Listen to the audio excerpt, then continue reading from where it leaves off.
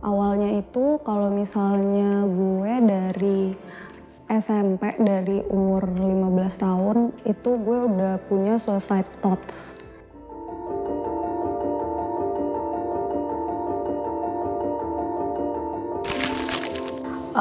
Gue ke profesional waktu gue umur 19 tahun, direkomendasiin sama temen.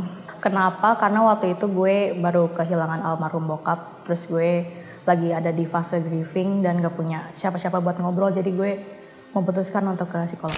Jadi gue pertama kali ke profesional itu 2 tahun yang lalu, dan di situ gue akhirnya memutuskan untuk pergi ke profesional karena gue udah mulai kebingungan sendiri gimana caranya untuk bisa merasa lebih baik atau bisa bisa membenahi pikiran gue sendiri gitu. Pertama kali ke psikolog itu akhir tahun 2019.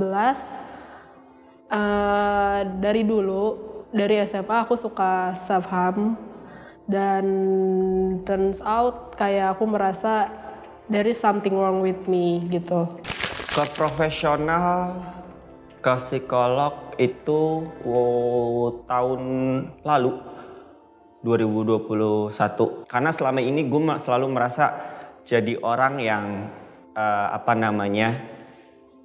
bisa kayak seolah-olah quote-unquote bisa menyelesaikan semua masalah gue lah gitu. Kayak apapun semua masalah tuh kayak gue merasa pasti ada jalan keluar, gue nggak perlu bantuan profesional gitu. Jadi selama ini gue nggak pernah ke profesional, ke psikolog karena itu gitu. Tapi ada beberapa hal dalam hidup gue yang gue merasa lemah atau kayak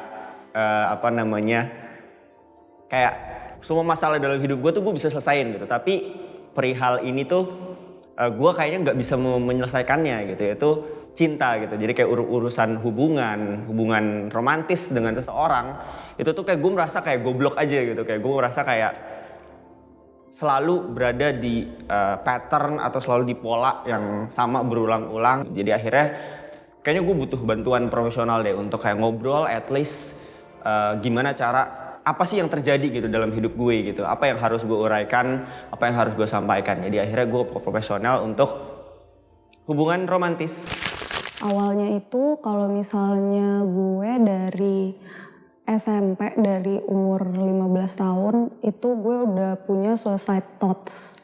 Cuman memang gak tahu kenapa, karena keluarga juga semuanya ngajarin untuk kalau jadi orang ya harus kuat. Gak boleh sedih, kalau sedih itu berarti kalah. Jadi selalu deny semua kalau punya masalah. Atau kalau misalnya sedih tuh pokoknya berarti lemah, berarti gak boleh gitu. Jadi selalu deny punya perasaan apapun selalu gue deny gitu. Abis itu makin lama kan makin parah dong ya, karena ngedeny semuanya.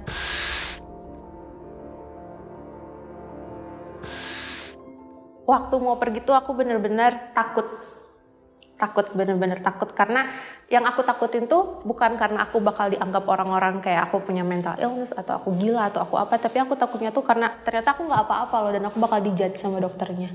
Itu yang aku takutin. Kayak aku mau ke profesional tapi aku takut ternyata aku itu baik-baik aja dan aku cuma lebay aja gitu, harus sampai ke profesional kayak gitu. Itu sih yang aku takutin. Stressful.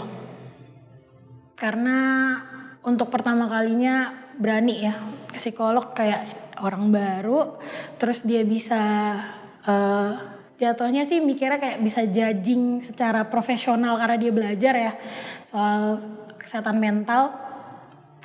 Terus di awal juga bingung harus cerita dari mana ya gitu loh, harus dari, takutnya malah lompat-lompat terus habis itu nggak guna. Itu sih yang dirasain pertama kali.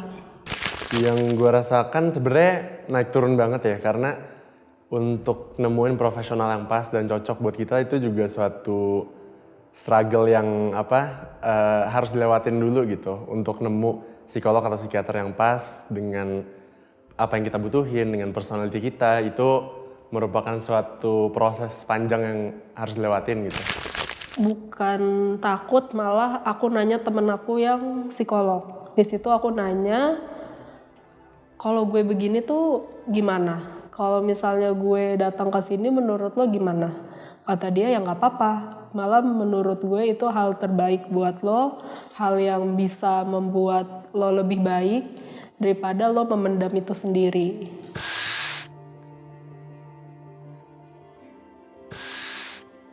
Kalau momentum sih mungkin ya bisa dibilang salah satu. Kayak ini kan hal baru yang gue cobain juga gitu. Karena selama ini apa yang gue kerjakan selalu juga kayak menyarankan teman-teman gue kalau misalnya lagi nggak baik-baik aja ke psikolog dan segala macam. Tapi kayak pada saat itu ya gue sendiri belum ke psikolog gitu. Tapi kayak gue tahu akan kebutuhan orang akan hal itu gitu. Jadi kayak ketika akhirnya gue bisa atau gue akhirnya ke psikolog, jadi akhirnya kayak gue bisa punya pengalaman yang mungkin gue bisa share ke orang lain juga kalau misalkan ini memang suatu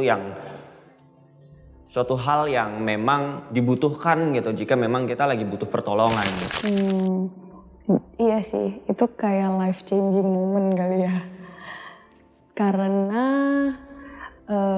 datang ke stranger kan itu hitungannya.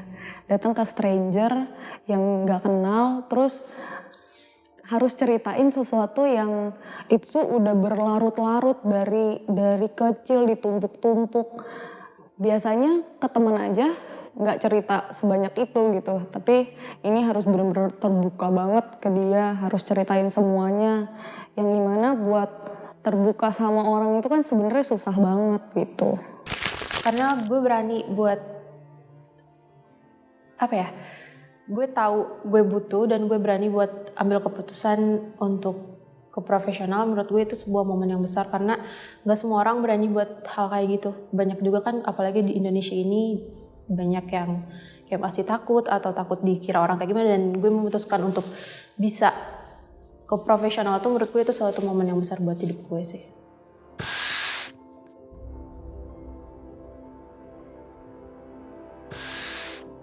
Mungkin dulu aku nggak bisa ngontrol emosi aku ya, emosi yang benar-benar kayak yang biasa aku rasakan, yang biasa aku handle sendiri gitu. Tapi setelah aku datang ke profesional, aku datang tiap minggunya, kayak ada orang yang bisa mendengarkan cerita kamu gitu. Cerita yang menurut orang lain tuh mungkin nggak make sense, tapi menurut mereka tuh make sense. Karena apapun yang kamu ceritakan mereka tuh valid. Sebelum itu mungkin yang paling kerasa itu ini sih soal self awareness gitu, tentang gue mulai aware tentang apa yang gue rasakan dan apa yang gue pikirkan sehari-hari gitu, yang mungkin sebelumnya lewat gitu aja dalam pikiran dan dalam hati gue sendiri gitu.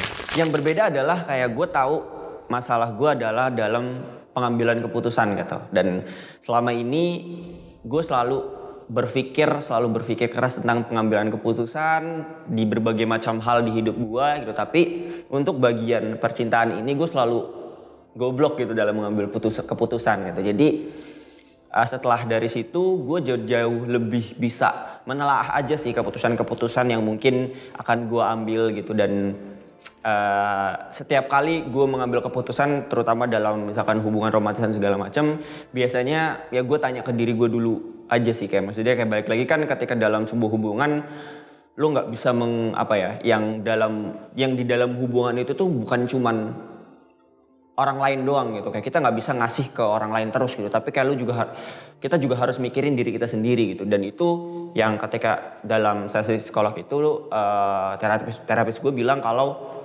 sekali-kali kayak kamu harus mikirin diri kamu juga gitu, apa yang kamu mau, apa yang kamu inginkan, apa yang kamu butuhkan gitu, jangan selalu ngasih ke orang lain. Dan itu jadi bikin gue mikir bahwa kayak oh iya ya, kayak mungkin selama ini kayak gue selalu ngasih tapi gue sendiri nggak tahu apa yang gue mau gitu.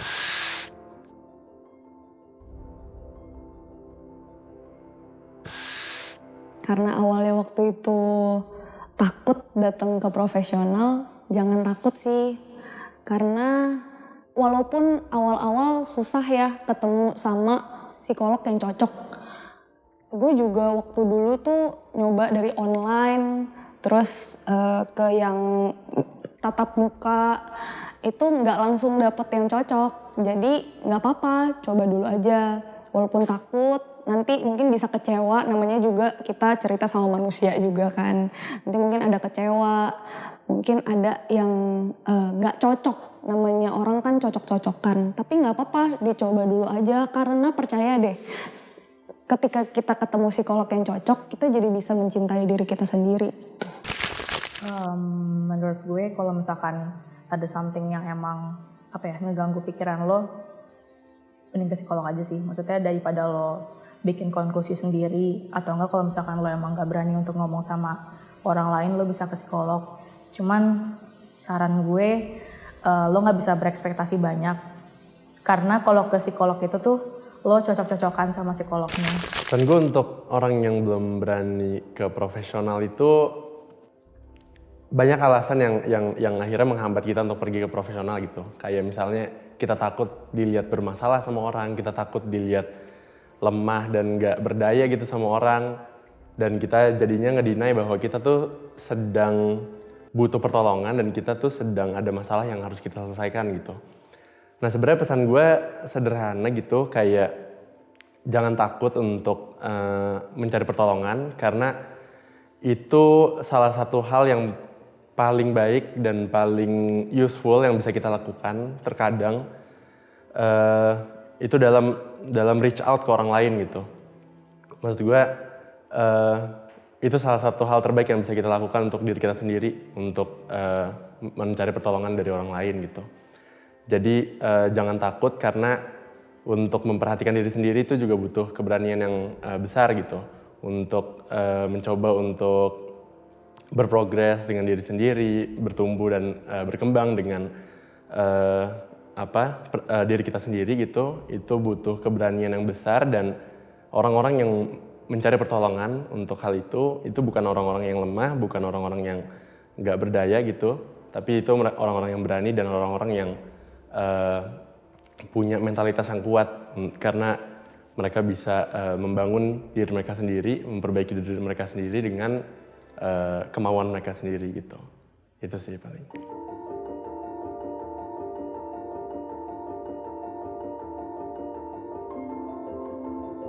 Terima kasih sudah menonton video kami. Jangan lupa untuk share, komen, dan like video ini.